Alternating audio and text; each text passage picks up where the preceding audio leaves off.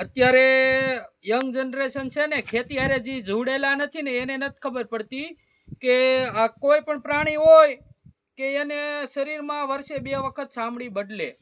માનો કે આપણે માણસની ચામડી શિયાળામાં અને એમ નથી ચામડી નવી આવી જતી, એવી રીતે અમે અત્યારે અમારી વાડ ચોખ્ખી કરતા હતા ત્યાં એરુની કાસડી હતી. વિડીયો બનાવવાનો એક જ હેતુ કે આવું તમને જ્ઞાન ચોપડીમાં નથી મળતું. એ જે ખેતી હારે જોડેલા છે એને જ ખબર છે કે કોઈ પણ પ્રાણી હોય આ કઈ રીતની હતી.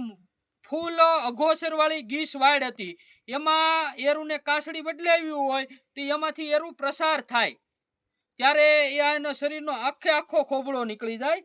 આ 5 ફૂટનો એરુ છે, એરુની કાસડી. એટલે મારું એક જ એવું કહેવાનું છે કે જે જ્ઞાન ચોપડીમાં નથી મળતું એ ખેડૂત અને ખેડૂતની કોઠાસૂઝથી મળે એમ. અત્યારે ઘણાને ખબર હોય કે પ્રાણી માત્રની ચામડી જાય ન જાય એવું કઈ ખબર નથી, પણ આ જીવ માત્ર છે એની ચામડી વર્ષમાં 2 વખત નવી આવે જ. એ આપણે સામાન્યમાં સામાન્ય પ્રાણી એરું ગણવી.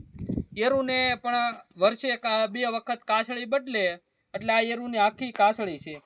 અત્યારે અમારી આ ચેનલમાં તમે નવા હોય તો સબસ્ક્રાઈબ કરજો અને લાઈક કરજો અને શેર કરજો.